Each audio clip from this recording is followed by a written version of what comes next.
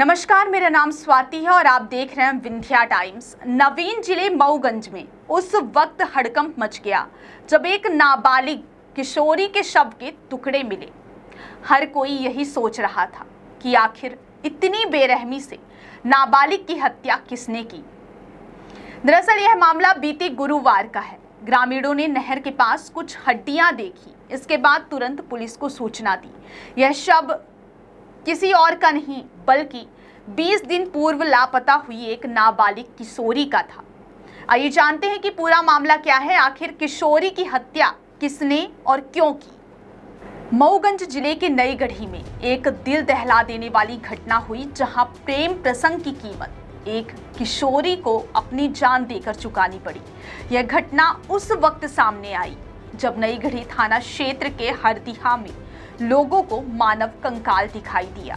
स्थानीय लोगों के द्वारा पुलिस को सूचना दी गई। मौके पर पुलिस और एफएसएल टीम पहुंची और देखा कि खेत के किनारे बनी एक नाली में मिट्टी के नीचे एक कंकाल दबा हुआ है। जब इसकी पड़ताल की गई तो पाया गया कि यह कंकाल 12 और 13 मई की दरमियानी रात लापता हुई 16 वर्षीय किशोरी कंचन का है। इसके बाद पुलिस ने थाने में अपराध कायम करते हुए विवेचना शुरू कर दी। मामले को गंभीरता से लेते हुए मऊगंज पुलिस ने 24 घंटे के भीतर ही इस अंधी हत्या का खुलासा कर दिया। मऊगंज पुलिस अधीक्षक वीरेंद्र जैन के निर्देश में नई गढ़ी थाना प्रभारी एसके द्विवेदी एवं पुलिस टीम के द्वारा जब पूरे मामले की जांच की गई तो पाया गया कि किशोरी की हत्या करने वाला कोई और नहीं बल्कि मृतिका की चाची का भाई है, यानी मृतिका का मामा है। पुलिस ने मुकेश साकेत को गिरफ्तार कर जब उससे पूछताछ शुरू की तो आरोपी द्वारा बताया गया कि कंचन और उसके बीच 2 वर्ष से प्रेम संबंध थे।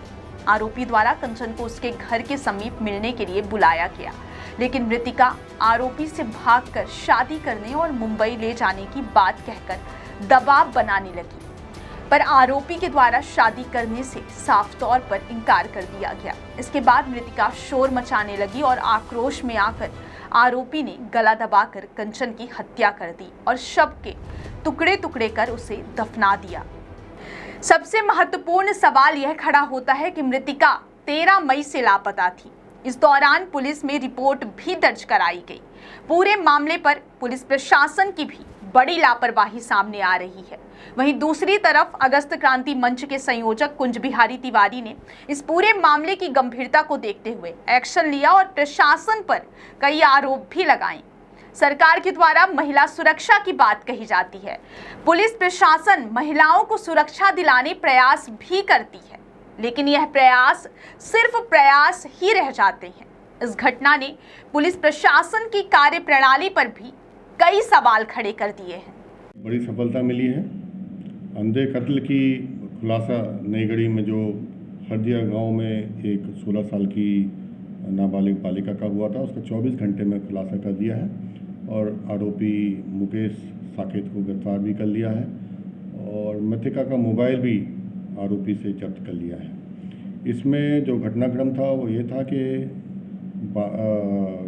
12-13 की दरमियानी रात में ये बालिका थी जो कंचन साकेत, ये गुमशुदा हुई थी और इनके परिजनों ने 13 तारीख को एफआईआर थाना नई गढ़ी में कराई थी और इसकी काफ़ी जांच भी की गई, पूछताछ भी की गई।